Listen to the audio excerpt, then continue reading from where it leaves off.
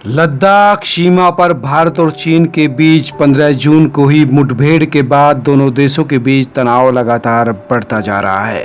हालांकि चीन बातचीत के पीछे अपनी स्थिति मजबूत कर रहा है, लेकिन भारत चीन की इस चाल को बखूबी समझता है और चीन को जवाब देना भी जानता है। खुद प्रधानमंत्री नरेंद्र मोदी ने लद्दाख पहुंचकर सीधे सीधे चीन को उसकी सच्चाई से अवगत करा दिया। साफ कह दिया कि उसकी मानसिकता विस्तारवादी है।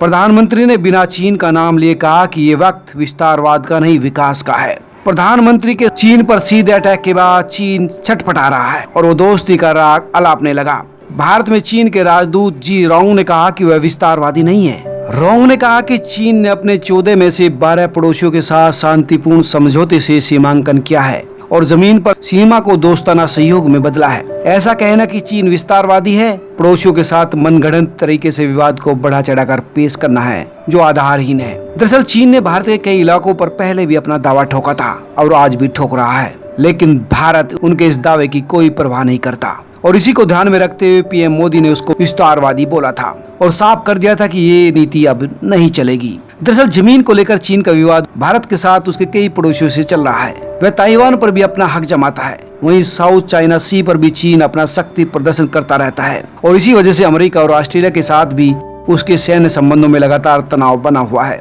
हाल ही में उसने ईस्ट चाइना सी में भी जापान को छेड़ा। यहाँ पर उसने शिंकाकू टापू पर अपना दावा ठोक दिया।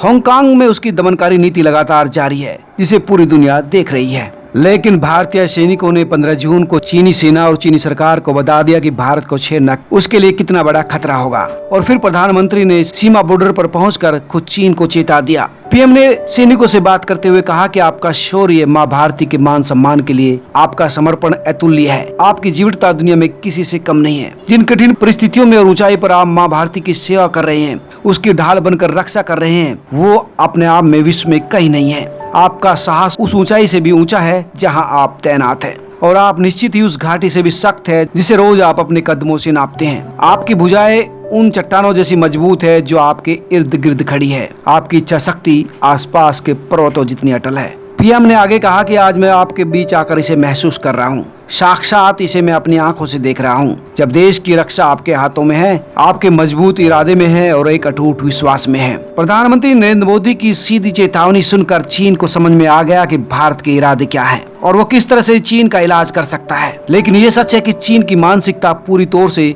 विस्तारवादी रही है।